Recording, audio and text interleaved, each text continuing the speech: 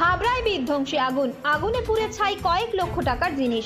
হাবড়া থানার সামনে যশোর রোডের পাশে একটি জেরক্সের দোকানে বিধ্বংসী আগুন, আগুনে ভস্মীভূত গোটা দোকান, লক্ষাধিক টাকার ক্ষয়ক্ষতি।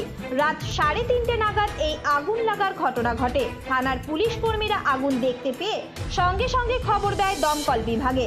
হাবড়া দমকল বিভাগের 2টি ইঞ্জিন এবং 9 জন দমকল কর্মীর প্রায় 1.5 ঘন্টা চেষ্টায় আগুন নিয়ন্ত্রণে আসে।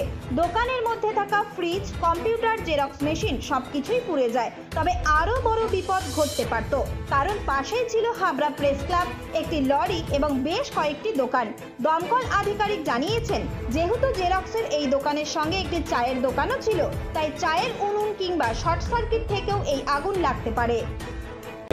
সবে ডিউটি ছেড়ে উপরে গিয়েছিলাম, ওপর থেকে গরম লাগছিল বলে নিচের দিকে আসছি, এসে দেখি সবে আগুন লাগাটা শুরু হয়েছে।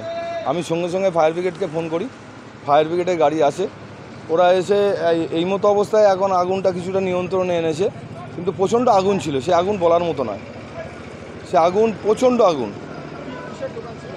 প্রথম অবস্থায় আমি ফোন করার সঙ্গে সঙ্গে একটা আসে, তারপরেই আবার পরপর 2টো আসে, টোটাল 3টে ফায়ার ব্রিগেড আছে। আমি জানি না, আমাকে থানার থেকে ফোন করলো, বললো যে তোর দোকান আগুন লাগে, তাতেই আয়। তারপরে আমরা সঙ্গে সঙ্গে উঠে আসি। সিগারেট, ফুটি, একটা জেরক্স মেশিন, একটা কম্পিউটার, এই ছিল। হ্যাঁ, পুরো সব ইয়ে গেছে। তো 1-1.5 লাখ 2 লাখ টাকা তো হবেই।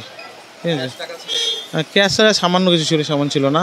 ঠিক আছে, মনে হচ্ছে কারেন্টের শর্ট সার্কিট হলেও হতে পারে। ঠিক আছে, ওইটার থেকে চান্স বেশি।